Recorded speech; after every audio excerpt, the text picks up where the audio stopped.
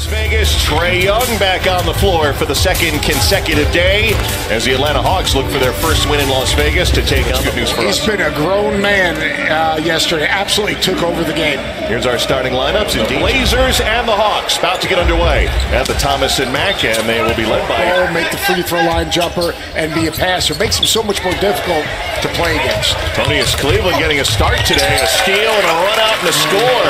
Physically keep those guys off the glass and guard them also on the perimeter at the 4. Collins going to try another 3. This time Layman a little late. An injury, back injury, had to have surgery for it. Kind of derailed his NBA career thus far and has a chance here with Portland. And here he is lining up a 3. Very Collins, there's that 2-man game. On the run, Baldwin. Great feed to Zach Collins. That's where Trae Young will be interesting because his size, his length, and his athleticism. Three-pointer good. Antonius has given the Hawks the lead here. Well, the backup point guard spot for Portland for Dame Lillard as Layman scores. Interesting that Trae Young saw Simons on him, and he was a little bit more aggressive than maybe if Baldwin was on him. In that turnover, he's got to empower his teammates, not be disappointed in the turnover. How about Simons knocking down a three-pointer? The number 2 Beach State coach sitting next to me. Only school in the country whose nickname is Beach, just in case you wonder. Atlanta just doesn't seem very engaged in this game. 5 for 5 from three-point range for Portland so far. That's a inside the arc jumper for cut off by the veteran KJ McDaniels playing for Portland. And a nice job on the righty. He can really shoot it. Signed a 3-year contract for $3.9 million with Portland.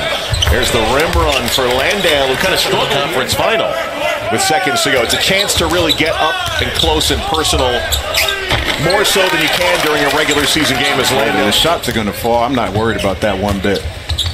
How about on the defensive end? You have a smaller, thinner point guard. Is that going to change how you guys are going to approach what you're going to try and cover him as well?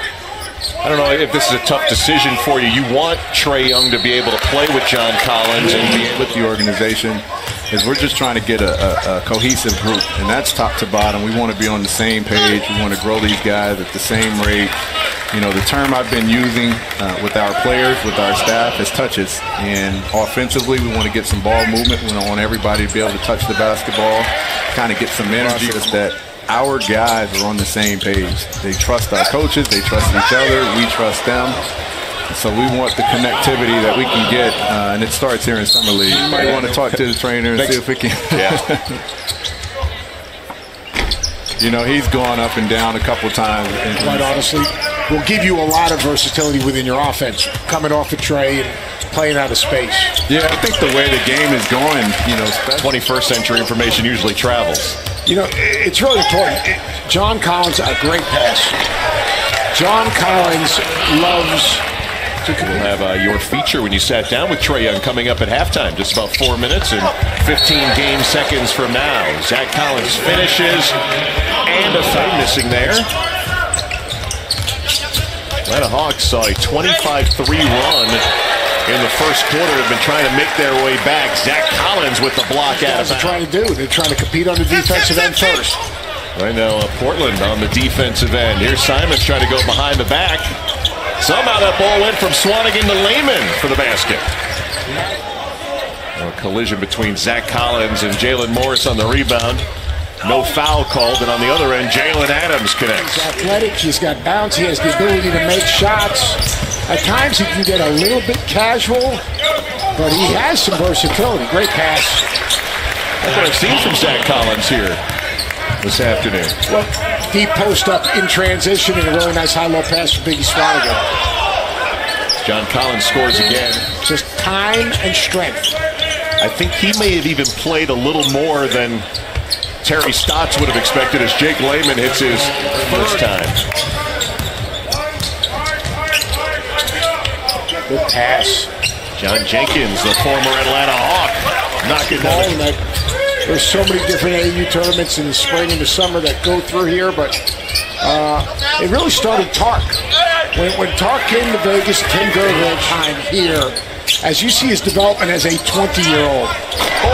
Oh, that was nice. That's twice. You're supposed to be commenting. You're supposed to be commenting. Besides just physically getting stronger, like most 20-year-olds would get. Well, you know, he has great defensive instincts, like you just saw there. And that's going to continue. I think his offense is going to, and to be honest, there are a lot of NBA players out here this summer, and they enjoy. I tell you, there's no bigger fan of NBA basketball than NBA basketball players. They enjoy watching the Houston in the game I think Damian missed, and he was impactful. So this has been a good summer for him. Came in every time he touches the ball.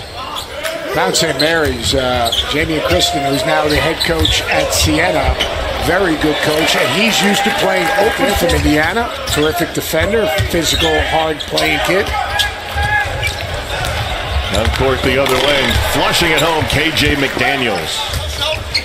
Caleb Swanigan trying to back down Collins. Remember the reset to 14 seconds on the offensive rebounds, and KJ McDaniels only needed 3 of them shorter. And according to the stories I read, Junior said his dad could do all kinds of dunks, so it was in the genes. As Robert Johnson connects.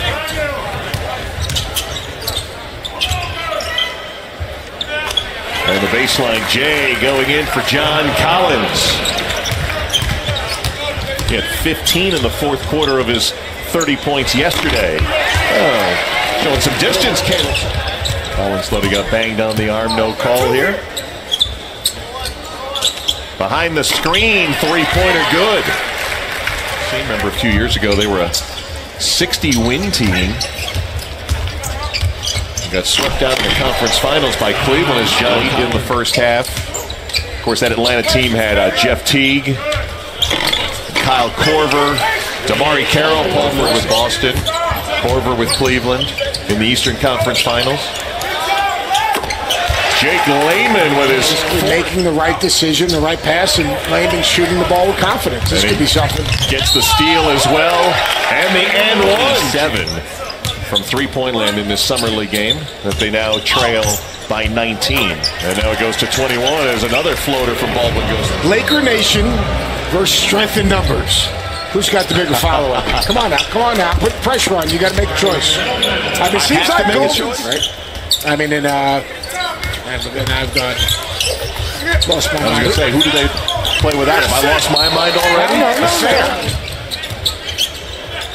Then he could be Doris Burke, will be following us later tonight. Back in the day, had to know all the Langston Morris Walker.